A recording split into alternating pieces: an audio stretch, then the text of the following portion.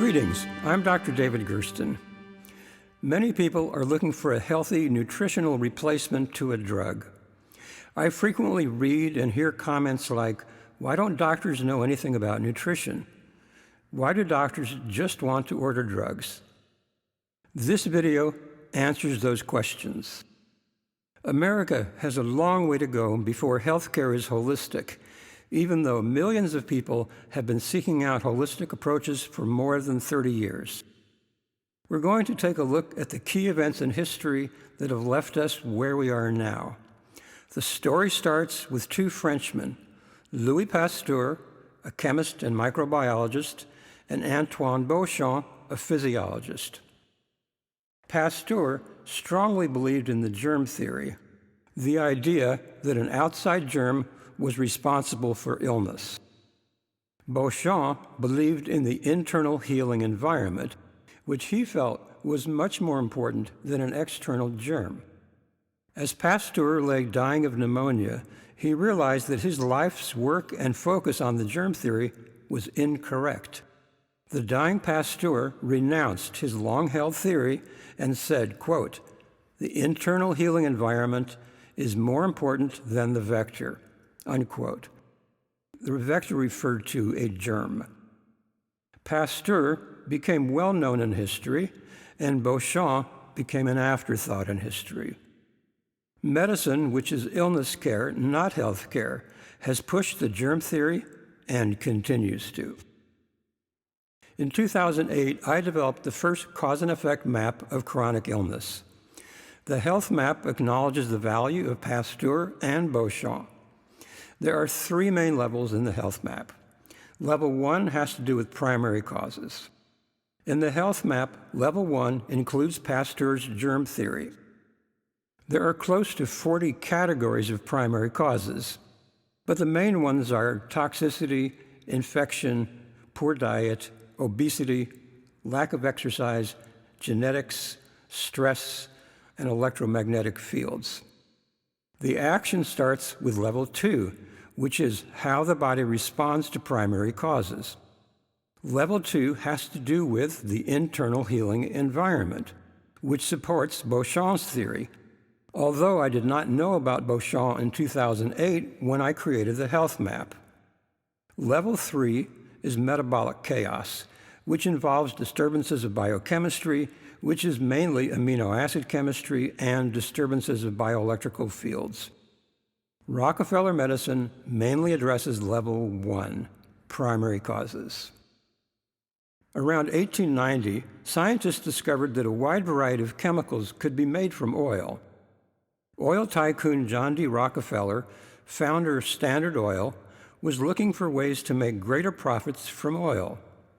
He approached the drug companies and made an offer which went something like this: "If you can make drugs from my oil, I will fund medical schools, textbooks, medical libraries, hospitals, and medical conferences." Rockefeller hired educator Abraham Flexner to put together a document that would change the face of healthcare. The Flexner Report, released in 1910, stated that natural, holistic treatments were unscientific quackery. During the 1800s, almost half of American medical schools were homeopathic. Part of Rockefeller's plan was the creation of the AMA, the American Medical Association. One of the main goals of the AMA was to wipe out all the homeopathic medical schools. At the time, holistic and homeopathic approaches were popular. At the time, the term homeopathy referred to all natural, non-drug treatment modalities. Almost half the doctors and medical schools in America used natural treatments and practiced holistic medicine. Rockefeller arranged to close all the homeopathic medical schools in America and replace them with Rockefeller medicine. He donated $100 million to hospitals and medical schools. He also was determined to discredit chiropractic medicine. Early on, the AMA referred to chiropractors as rabid dogs, and they attacked chiropractors as killers. The new AMA prohibited MDs from associating with chiropractors. Many doctors practicing holistic or homeopathic medicine were jailed. Rockefeller medicine is still the healthcare system of America. It is a system that promotes Pasteur's germ theory and opposes all natural and holistic approaches. A medical student has no idea that the textbooks he or she studies are part of Rockefeller medicine. Rockefeller medicine is a system to generate huge amounts of money by turning oil into drugs. The medical-industrial complex, also known as Rockefeller medicine, is all about money. It is not about healing and curing. Most medical students and doctors have no idea that the conferences they attend and the textbooks they study are funded by Big Pharma. Most conventional doctors don't have any understanding of Rockefeller medicine, which is still firmly entrenched in America. Holistic, natural, homeopathic approaches have not been taught in medical schools since Rockefeller, and holistic doctors have been under investigation and attacked by state medical boards for a very long time. On January 17, 1961, in President Dwight D. Eisenhower's farewell address, he said, quote, "We must guard against the acquisition of unwarranted influence, whether sought or unsought, by the military-industrial complex," unquote. Inspired by that term, the 1971 book, The American Health Empire by Aaron Reich, wrote about the medical-industrial complex. The medical-industrial complex now includes Big Pharma, the FDA, DEA, CDC, APA, which is the American Psychiatric Association, AMA, health insurance, state medical boards, and the NIH, the National Institutes of Health. The influence of Big Pharma goes far beyond these institutions. In 2020, Big Pharma spent $30 billion on drug marketing. $20 billion was used to persuade doctors about drug benefits. Billions of dollars are paid for television ads in which the narrator speaks in a soothing voice while rattling off a list of serious side effects. The ads end with the words, "Speak to your doctor to see if drug X is right for you." Big Pharma has been paying doctors to believe in their drugs, so TV advertising that says, "Speak to your doctor," works perfectly for Big Pharma. In 2017, 72% of commercial breaks on CBS Evening News were for drugs. In 2019, Democrat legislators received $6.6 million in contributions from pharmaceutical companies, and Republicans received $7.1 million.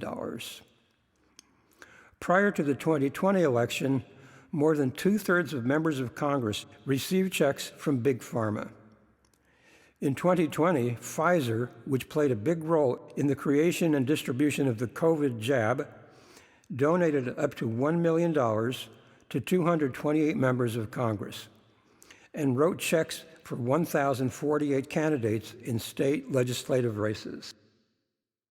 Over the decades, healthcare became a financial enterprise that involved Big Pharma and a host of three-letter governmental and private agencies. If you are a holistic doctor, chances are that you've been investigated by your state medical board. The FDA and Big Pharma are very closely related. When an FDA executive retires, he or she often becomes an executive in Big Pharma. And when a Big Pharma CEO retires, he or she often becomes an FDA executive. It's a revolving door. The FDA's open belief is this: only drugs heal. Herbs and nutrients don't heal. By FDA definition, herbs and nutrients cannot heal. Only drugs can heal. Doctors who claim that a certain vitamin, mineral, amino acid, or other nutrient can cure something is likely to be targeted by the FDA for promoting a fraud. In my medical school, I had a single 2-hour course on nutrition. This system was not created by doctors. It was created by oil billionaire John D Rockefeller, the new medical schools, and Big Pharma. A pill for every ill became the motto of modern medicine.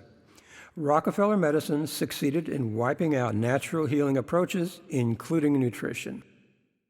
A handshake between Richard Nixon and Edgar Kaiser in 1973 cracked the foundation of healthcare as we knew it. That handshake led to managed care, a system in which healthcare decisions that had been made by doctors are only permitted by accountants, attorneys, and financial analysts, thereby stealing the soul from healing. Instead of improving the art and science of healing, doctors have had to perfect the art of defensive medicine, and nurses spend an hour a day making sure that the patient's chart is cured, while that patient could benefit much more from the nurse's touch. From that handshake between Nixon and Kaiser, managed care started springing up around the country. When I was in medical school, there was a psychiatry joke going around, which went something like this: surgeons know everything and do everything. Neurologists know everything but do nothing. Psychiatrists know nothing and do nothing. Psychiatrists desperately wanted to be in the same club as other Rockefeller medical doctors. They didn't want to be connected with psychotherapy, so they approached the drug companies and said, "If you can make psychiatric drugs, we will use them." In 1986, Congress passed a law that protects vaccine manufacturers from being sued in civil personal injury and wrongful death lawsuits resulting from vaccine injuries. The law was called the National Childhood Vaccine Injury Act of 1986. Moderna, Pfizer, and Johnson & Johnson are currently protected by that law. Around 30 years ago, psychiatry residencies discontinued training in psychotherapy. The change had nothing to do with healing and curing and everything to do with money. It costs more to train a psychiatrist in psychotherapy than not to train in psychotherapy. The incentive for the plan was that psychiatrists would be paid $150 for a 15-minute medication visit. If a patient needed psychotherapy, they would be referred to a social worker or an MFCC. Of course, they would be paid much less than a psychiatrist. I knew this change had gone on because many people sought me out after feeling traumatized by their psychiatrists, and patients didn't feel a connection with their psychiatrist. I went to UC San Diego psychiatry residency because half the training was in psychotherapy and half was in physical treatments, mainly medications. Drug treatment eventually became amino acid therapy for me, and traditional psychotherapy became strategic mind-body therapy. The new psychiatrists of the 21st millennium don't know what they don't know. They don't have any idea what psychotherapy is, and they will medicate any emotion, thought, or behavior that they deem to be abnormal. Many people bought into the APA's marketing of mental illness as a chemical disorder that had nothing to do with one's mental state, traumas, and conflicts. With very few exceptions, health challenges, whether mental or physical, involve mental and physical causes. The APA wanted people to believe that talking with their doctor about their emotions, traumas, purpose, relationships, and goals has nothing to do with their healing. Prozac sold a new model of healing that excluded psychotherapy and the healing power of the doctor-patient relationship. The advent of Prozac was a major contributor to the current state of psychiatry. Eli Lilly manufactured Prozac, and the FDA approved it in 1987.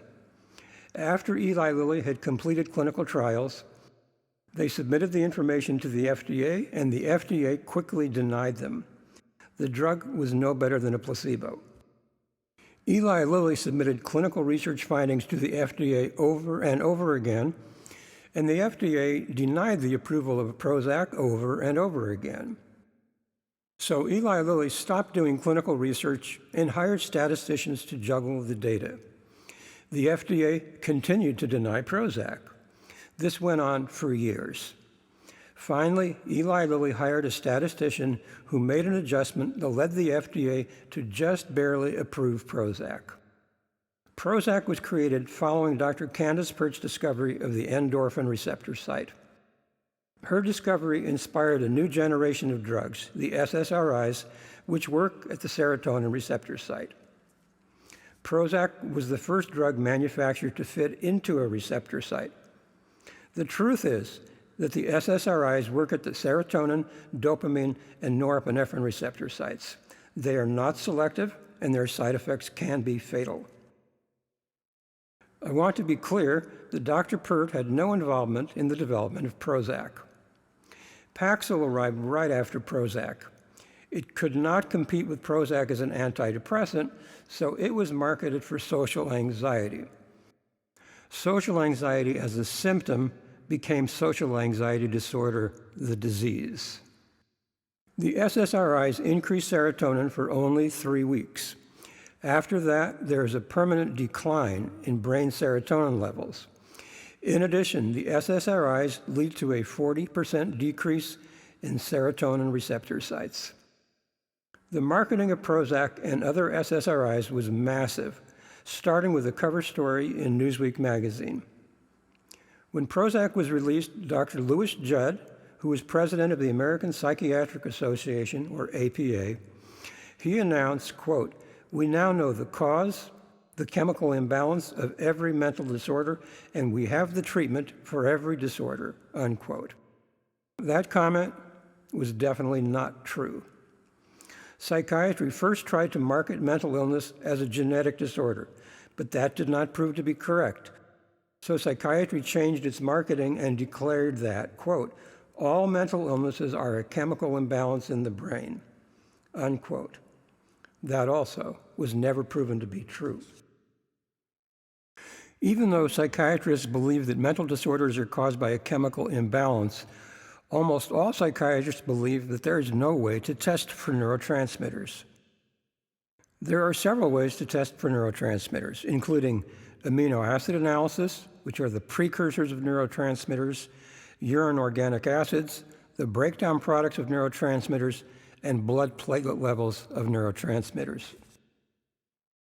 Along with Prozac marketing that was aided by the American Psychiatric Association, Americans were told that almost everyone is depressed, even if they don't know it, and everyone should consider taking Prozac. Psychiatry is big business. In 1989, several hundred Americans developed eosinophilia myalgia syndrome, or EMS, whose symptoms are peripheral neuropathy, eosinophilia, and skin induration, which is hardening of the skin caused by inflammation. 17 people died from EMS. The 1989 EMS outbreak was linked to a bad batch of tryptophan that came from the Shoyo Denko Company in Japan. The FDA quickly determined that tryptophan was not the culprit. Shoyo Denko was. But the FDA banned tryptophan until 2005. People whose lives had changed for the better thanks to tryptophan suddenly found themselves without a vital nutrient. Several years after the ban, the FDA granted partial approval of tryptophan, but only through compounding pharmacies. That meant that if you needed tryptophan, you had to pay a doctor who would write a prescription, and then you would have to pay the higher prices of a compounding pharmacy. The timing of the tryptophan scare coincided with the launch of Prozac, and in one major magazine, Prozac was featured as the greatest thing that ever happened to the world, and tryptophan was portrayed as a deadly non-drug treatment. During the 1970s and 80s, there were a number of amino acid experts in the United States. When tryptophan was banned, many of those experts said to themselves, if the government is targeting tryptophan, they're coming after me next. So many amino acid experts simply retired. That's why you're watching this video. The fake tryptophan story led to a loss of most of the amino acid specialists. With COVID-19, the entire medical industrial complex went into high gear. Everything I've said about doctors losing autonomy to practice medicine the way their intelligence, experience, and conscience dictates is in high gear. While numerous doctors have had success with vitamin D, zinc, and two drugs whose names I won't mention, information about these nutrients has been quickly deleted from the internet. Doctors are no longer able to safely share what their personal research and experience has shown them. Rockefeller medicine goes back 110 years, but it never disappeared. The worst aspects of Rockefeller medicine are now dictating what doctors think, how they prescribe, and how they practice medicine. Let's return to the question, why don't doctors know anything about nutrition? Here are 6 parts to that answer. 1. Rockefeller medicine was created by John D Rockefeller as a business model to turn oil into drugs and to make huge profits on drugs. 2. Rockefeller medicine wiped out homeopathic and natural approaches. Legislation has made the life of holistic doctors very difficult. Rockefeller medicine is not about helping, caring, curing, or preventing illness. It's a business. Your doctor is probably part of that business model, and he or she is probably not aware of that fact. 3. Rockefeller medicine intentionally targeted and destroyed healing approaches that did not fit into John D. Rockefeller's vision. The medical industrial complex is not a friendly place for holistic doctors, doctors who are true healers, or doctors who are pioneers and think for themselves. 4. The current state of medicine has arrived at the point where doctors have less and less autonomy. In this time of COVID, doctors have lost even more autonomy. They can't prescribe what they feel is the best treatment. Doctors have been coerced to diagnose diseases from car accidents to strokes and change the diagnosis to COVID. Several doctors who refuse to change a death certificate have had their medical license revoked by a state medical board. 5. Marketing by the American Psychiatric Association, which relied heavily on selling Prozac, helped delete psychotherapy from the job of psychiatrist. Millions of Americans stopped thinking of their emotions, diet, exercise, lifestyle, unresolved conflict, stress, relationships, and trauma as part of why they suffer. Almost all mental conditions have physical causes, along with mental emotional causes. 6. Rockefeller medicine has not made America the healthiest country on earth.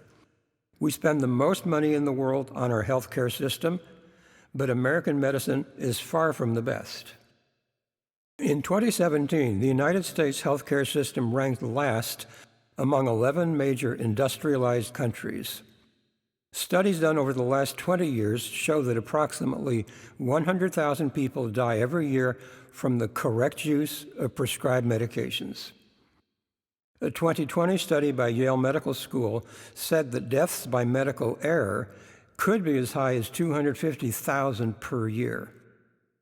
Internet searches of the top 10 causes of death in America do not include death by prescription drugs or medical error. However, it is likely that death due to medical error is the 3rd leading cause of death in America, and death from the correct use of prescription medications is probably the 4th leading cause of death. When I see or hear people ask, why don't doctors know anything about nutrition, I sense that there is something more to the question. People wish that their doctors knew about nutrition. People who would like nutrition to be part of their healing are not sure what to do with their health or that of a loved one.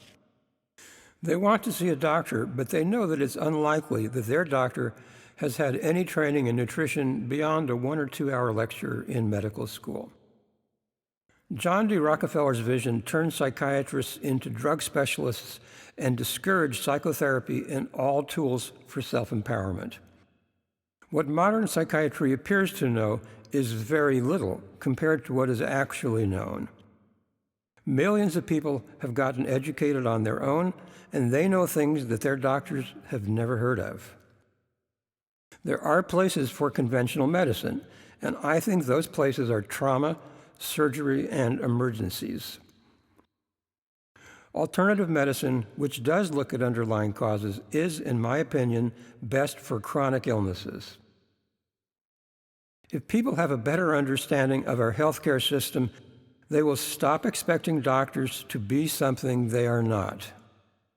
Many people will turn to naturopaths who are well educated in nutrition.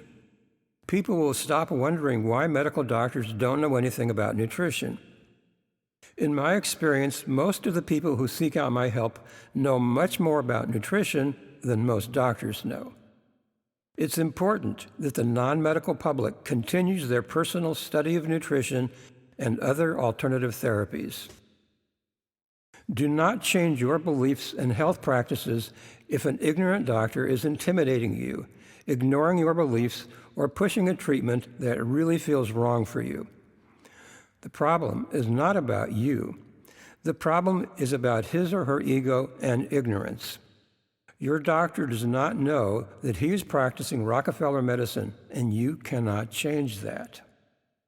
Conventional medicine tends to be decades behind science, even decades behind Nobel Prize-winning breakthroughs. If your doctor has something to offer you, recognize what the benefits are and find ways to refuse treatments that you don't believe in. If you are a shy person, this is an opportunity to stand up for what you believe. You didn't create Rockefeller medicine, and now that you know about it, you don't have to accept it. Keep learning, keep seeking the truth, keep moving forward, and be your own doctor to the extent that you can. Here's a paragraph from a book I wrote for a United States president sometime over the last 20 years. The book is Prescription for America, and it's not for sale. Quote, I'd like for us to look far into the future for the health and happiness of our great-great-great-grandchildren. We will lay a solid foundation for health and healing, a foundation that absolutely does not exist right now. What exists now is a rigid power structure in medicine that is interested in its own preservation. That power structure will crumble. The foundation of medicine no longer exists. It is not a question of if the power structure will crumble. It is a question of when. Thank you for listening, watching, and learning that Rockefeller medicine is the reason that your doctor doesn't know anything about nutrition. But my viewers do know something about nutrition. If you like this video, please like and subscribe. Have a great day.